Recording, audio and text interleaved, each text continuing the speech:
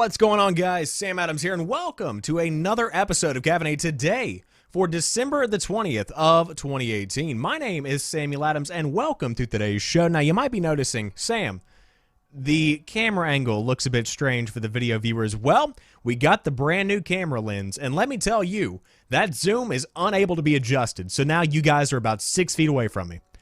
So that's where we are with that. But for those that are brand new to the show, this is a daily gaming news podcast where I bring you the hottest gaming news from around the industry and let you guys know what is going on in the industry that we all do love so very much. And today, fans of the original, in my opinion, Tobey Maguire, Sam Raimi Spidey suit, you have some good news. It's now in Spider-Man PS4, a fantastic addition to the game if I do say so myself. Of course, that has got fans talking without a doubt. On top of that, Islands of Nyne, the early access BR FPS, has ceased development. We will discuss that a bit more. NPD numbers for November 2018 are in. The Walking Dead final season is coming to PC, but it is going to be coming out on the Epic Store exclusively. Very interesting little twist there. On top of that, the Uncharted movie has lost its director. Soulja Boy has 2 brand new hardware offerings on his website, which is... that still is something that continues to blow my mind. There is a brand new Steam beta that hints at further crossplay with Xbox. Speaking of Xbox, we now have the Xbox Live Games with Gold for January, and a pretty notable indie game is included in that bunch. And of course, speaking of free games, Twitch is giving away some pretty awesome freebies for those of you that do have Twitch Prime. But again, for those that are brand new to the show, welcome on in. I hope that you are doing well. But without further ado, let's go ahead and dive into the hottest news of the day, starting off with the fact that Tobey Maguire's SpiderMan suit is now in Spider-Man PS4. The emo dance from Spider-Man 3 is not included. The Sam Raimi Spider-Man trilogy of films define the character for a generation of fans. In an era where comic book adaptations were typically viewed as fluff, Raimi brought gravitas, not even bought, but brought gravitas and respect to the medium that had rarely been seen on the silver screen. It also had a super cool interpretation of the classic suit, which still looks great to this day, and now you can don that suit in this year's wonderful Spider-Man on PS4. The 2002 suit will be available for free upon an update. Then when you update your PS4 game, you do get the update. Now you can pretend Tobey Maguire never gave up the character and is still kicking around New York City, failing to deliver pizzas on time. But hopefully he does not start that awful emo dance. And so, to go ahead and show you guys just a little bit more what this suit actually entails, it is what you would expect. It is, in fact, the original suit that we saw back all the way in 2002 and all the way until 2007 with the introduction of Spider-Man 3. But I am a personal, aficionado of this specific line of Spider-Man movies because I grew up on them, as many people did. They were my Spider-Man go-to superhero movies, and I loved everything Tobey Maguire did. And I know that that's maybe a minority kind of view, but it seems like a lot of people did enjoy it because leading up to this edition of the Sam Raimi suit into Spider-Man PS4, truly there was fan backlash, outburst, whatever you want to call them, at the fact that this was not included on day one. And so whenever you saw that, number one, people were very whiny and kind of childish about the entire thing. But even in addition to that, you saw a lot of people that just didn't treat developers with respect. And one actually came out later and said on Twitter this had been in development for a very long time.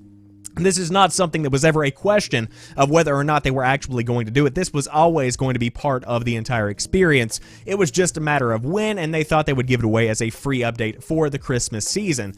And of course, for the past few months, you have seen a lot of people beginning to kind of, talk back to the developers, say, hey, where's the Raimi suit? Why is this giant piece of lore not in the game? And this is exactly what they were working on. It was coming all along. So all of that to say, don't just automatically assume that a developer is being shitty in a certain situation. They very well could be working on what you want. It might just take a little bit longer to make that into a reality. So, again, if you did want to update your PS4 version of Spider-Man, it's available right now. You can dive in and play as Tobey Maguire in this year's biggest blockbuster of superhero video games, and in fact, one of the only superhero video games of the year, and in fact, it might be the only brand new superhero video game of the year. A very unexplored medium, but should we leave it that way? I'll leave that up to you to decide. However, moving on to the second story of the day, Islands of Nyne, the early access battle royale FPS, has ceased development. It is going free to play and servers will remain for the foreseeable future. As a side note, I want my refund. but that's beside the point. Fast-paced 50-player battle royale shooter Islands of Nyne has ceased development only 5 months after launching into early access. In a message posted to the game's Steam community, a spokesperson for Studio Divine Human confirmed that while the game will no longer be updated, it will transition to free-to-play and servers will be maintained for the foreseeable future. Quote, "Unfortunately, all adventures come to an end, and for us, that time has come a little earlier than we would have liked." Part of the message reads, "The reality now is that we are no longer able to financially support development across despite our efforts to turn things around with our latest update and price drop. Anyone who purchased either the game or skins via the game by November the 29th is entitled to refunds via Steam. And that is, to elaborate further, if you did purchase the game on November the 29th and up until now, you do have a refund period right there. There will be one more update to the game, which will add a credit scene in the game's menu, thanking all of the contributors and backers. But additionally, the studio is exploring server hosting solutions so that players can host custom matches in the future. In closing, the statement reads, "I want to sincerely thank all of those who left a positive impact on our lives, our devoted playtesters, our content creator community that streamed countless hours of Islands of Nyne," and by countless, I believe they mean probably a couple of hundred, but the players who left us constructive feedback, and any team member's significant other who had to deal with me telling their loved one to get back to work. Thank you for being part of this journey with us, and we hope you look back on Islands of Nyne experience as one of excitement and fun. Chris of PC Gamer gave Islands of Nyne a spin when it launched in July, making mention of the game's unusually fast pace. And of course, I played it a good bit, and by a good bit, I mean probably around 12 hours or so, and I will say that it had promise. It was a game that had a lot of potential, but at the end of the day, whenever you have a community that leaves the game so soon after launch, you really do see the entire game begin to fall apart. And so, that's pretty much what happened with Islands of Nyne. I'm not any happier about it than the next guy, but at the end of the day, you're seeing a lot of big Battle Royale games come out in a very short period of time because of the popularity boom that specific genre, if you want to call it a genre, is seeing right now. And so whenever you have that to take into consideration, it really is no surprise that a lot of these games that are big BRs in 2018 and 2017 and even going into 2019, well, they're not going to be around forever, quite frankly, because there aren't enough players around to support them. Whether that's good or whether that's bad, that's up to you, but at the end of the day, that's pretty much what's happening here. Now, I, for one, am very disappointed in the fact that I don't get a refund. I understand why those that bought the game after November the 29th are eligible for one, because that's ridiculous, to purchase a game and then have to, see it shut down just a couple of weeks after you purchase it. But for me, the servers were never populated enough, 2 or 3 weeks after launch for me to really enjoy the game to its fullest, and quite frankly, $30 is $30. I really would like a refund, but I understand why you can't really do that, because everybody's got to make money, and you can't just go ahead and throw these guys under the table. You can't give back all of the money for your project. You did work very hard to try and make it happen. It just simply didn't pan out, and so I understand why it is the way that it is, even if it kind of sucks for those consumers and those players. But if you did want to dive into Islands of Nyne, it is going free to play, so there should be a bit of a community that does come back to it, or even finds it for the first time. And who knows, this could be a brand new start for the game overall, but right now, I don't really see that happening anytime soon. However, games that are selling well, the NPD November 2018 is in, and Red Dead Redemption 2 is at the top, with Nintendo Switch as the best-selling console. November 2018 has been a big month for game releases, and this is largely reflected in the industry's revenue during the month. The NPD Group has published its report for video game hardware and software at U.S. retail, including the usual digital data from participating publishers. Spending in November for hardware, software, accessories, and game cards amounted to $2.7 billion, which is actually flat as compared to last year. This was the result of a drop in overall software spending, a gap created by Call of Duty Black Ops 4's move to October, and hardware and accessories posted growth, which offset this drop in software spending.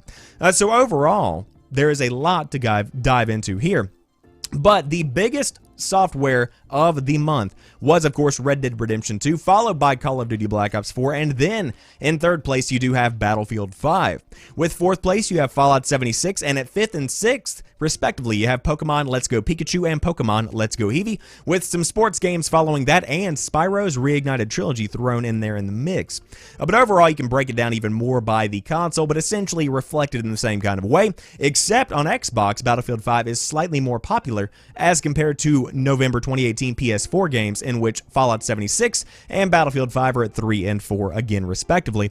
But the Switch continuing to kill it. Very impressive stuff there. So if you did want to dive in and check out more of these numbers, the link is down in the description box below if you are watching the YouTube video.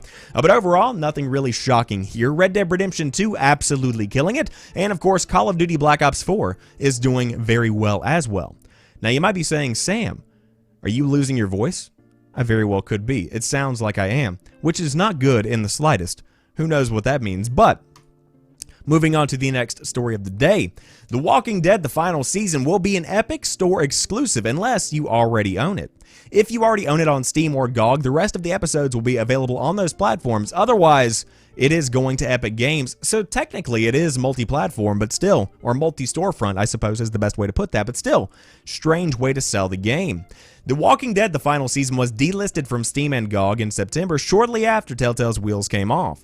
The story was eventually picked up by Skybound Games, which said in November that the games would be back online ASAP. Today, that finally happened with a little bit of a twist. People who purchase the game on Steam or GOG will get the rest of the episodes in a series on their original platform, but for everyone else, it will only be available for purchase on the Epic Games Store.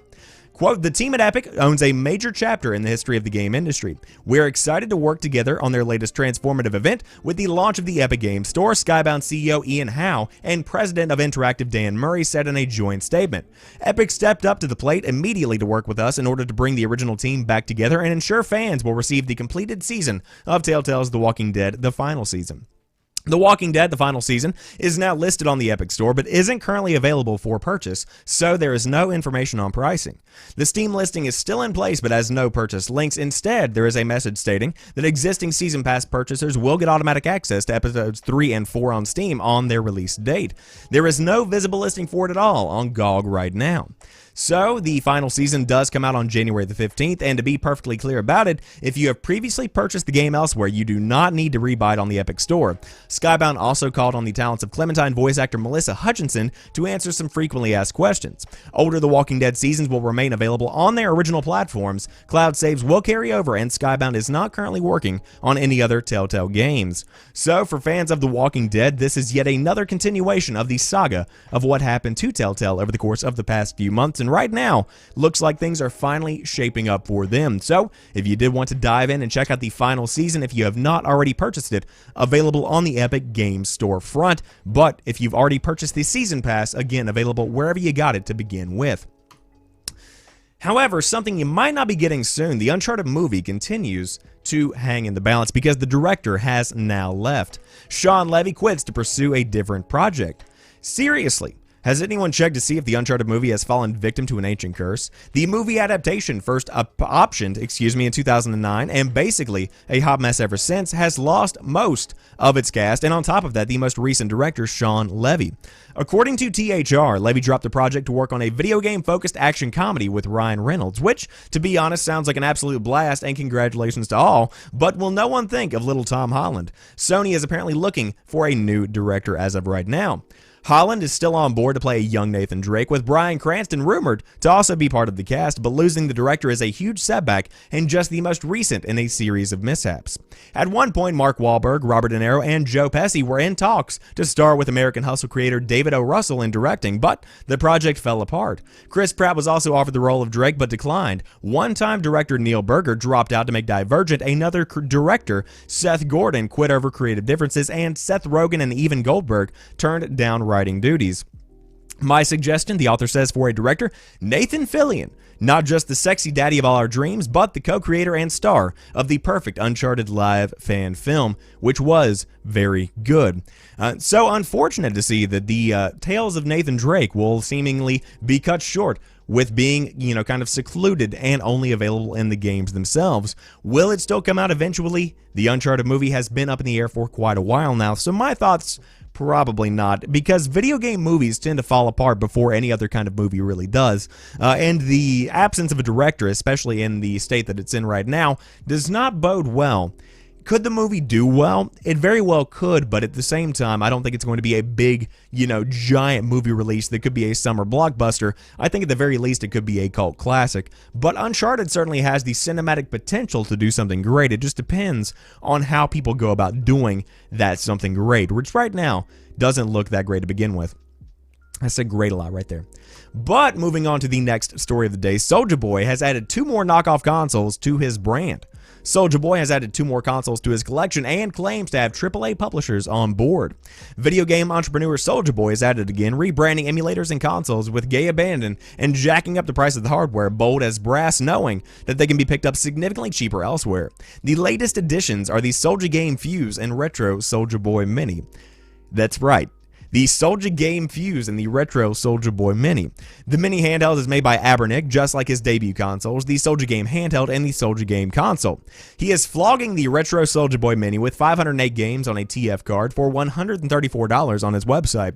And alternatively, you can pick up the handheld for $24 on AliExpress with 1,077 games on a TF card. The Fuse is another of the Fuse Entertainment's Chinese home consoles, the Fuse Tomahawk F1, an Android-powered console from China. It was originally unveiled back in 2016 via Nyko partners Daniel Ahmed, not too long after the country's console ban was lifted. And so, we could go on, but essentially the Soulja Game Fuse is priced at $400, generously discounted from its usual price of $640, and of course AliExpress is selling it for $320, which is cheaper than all options combined. And on top of that, he is out there planning to launch his own esports franchise next year. So, if you did want to pick up Soulja Boy's newest consoles, you can check out the Soulja Boy Game Fuse and the Soulja Boy Retro Mini right now for incredibly high prices. But as compared to a PS4 and an Xbox One, could it get unwitting, whatever the correct terminology is, people that don't know what these consoles actually are? Well, he very well could. Should he though? Absolutely not. Could he though? Absolutely. So, avoid these at all costs, but I did want to update you guys and let you know that their Soulja Boy consoles are still in existence. Which again blows my mind. It blows my mind. However, speaking of consoles, a new Steam beta update hints at more crossplay with the Xbox. Tear down the wall, they say at PC Gamer. Looks pretty good. The barriers to cross-platform multiplayer are slowly being eroded away, with even the previously stubborn Sony finally acquiescing. It's increasingly prevalent between Xbox One and PC, especially with both platforms already sharing Xbox Live. Microsoft games like Sea of Thieves, Forza Horizon 4, and Gears of War 4 all feature cross-platform multiplayer, and in many cases, using the load the Microsoft Store is still necessary, but a Steam beta update suggests that might not be the case coming soon. Spotted on GitHub and reposted on Reset Era, the code references Xbox Network features and hints at a possible closer link between Steam and Xbox Live. It's worth noting, however, that there is already cross-platform support between the two platforms for games like Killer Instinct. These Windows 10 games feature on both the Microsoft Store and Steam, while more recent ones like Sea of Thieves are Microsoft Store exclusives. The cross-platform multiplayer that already exists between Steam and Xbox isn't extensive, however, you might not even have to be aware that it existed. The update suggests that Valve could be looking to expand this, though it's not made any announcements yet, and there has been no comment from Valve as of right now. This needs to happen. As I've been saying throughout 2018, with the implementation of crossplay in Fortnite, especially between PS4, Xbox One, PC, Switch, whatever you might be playing on, that's a big deal. So you really need to get that going and get those walls torn down so that everybody can play with everybody. And this is a big part of the Microsoft movement going forward, because you do have this giant push to kind of tear down the barrier between what's going on between platforms and just have one giant group of gamers. And you see this with stuff like crossplay between Xbox One and other devices. But on top of that, you have Game Pass coming to PCs soon. There is a big synergy between all of these platforms that one specific Xbox One could play with one PC. That's kind of a big deal, and I would love to see the other console marketers get in on that. But as for right now, if you did want to check out the update, again, the articles are in the YouTube description box down below. However, could be some pretty good news coming soon for those that are fans of the Xbox One or even the PC gaming. Speaking of Xbox One, Xbox Live Games with Gold for January is leading with a pretty big title. You might have heard of it. It is, in fact, Celeste, the acclaimed indie game joined by backwards-compatible Far Cry 2 as well.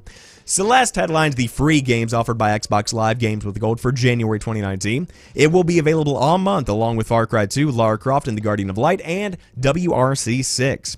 Celeste launched in January of 2018 on a slew of platforms, Xbox One included. It earned 4 nominations at the Game Awards earlier this month, winning 2, including Best Indie Game, and also took an award for the Independent Games Festival back in March. And the platformer is number 5 on the Polygon Games list for the best games of 2018. So again, the other titles do include WRC 6. Those are the 2 Xbox One titles. And then on top of that, you also have Far Cry 2 and Lara Croft and the Guardian of Light for the Xbox 360. With Far Cry 2 being the one that you should really pay attention to there. The Guardian of Light is more of a top-down, kind of weird, almost like a Marvel Ultimate Alliance style game that takes place in the Tomb Raider universe. But the free games are still up for this month, which include Cube 2, Never Alone, and Mercenaries Playground of Destruction, if you did want to check those out. But if that wasn't even enough for you, the Twitch Prime games are up for Holiday 2018 because they always do it up right when it comes to holiday games for Twitch Prime users. And this year, Devolver Digital is added again because you've got some pretty awesome games here. The lineup of free games for Twitch Prime users includes Broforce, Hotline Miami 1, Hotline Miami 2, The Messenger, Strafe, Crossing Souls, and The Swords of Ditto, all of which are very good options here. So, of course, if you do have Twitch Prime, you can get all these free games on top of a free sub every month and new games throughout the year. Pretty awesome features there. But really, the biggest standout for me is definitely The Messenger, which has been nominated for a couple of awards here and there, but really does look fantastic. And The Swords of Ditto, a very cool little action RPG. However, my voice is going, and I don't know why. So with that being said, hope you guys have enjoyed today's episode of Caffeinate. I apologize for those that might be first-time watchers. This is not the normal way that my voice sounds or the show goes, but hey, throat scratchy, gotta take care of that stuff. So, hope you guys have a fantastic rest of the night. I will talk to you hopefully tomorrow for another episode of Caffeinate, and peace.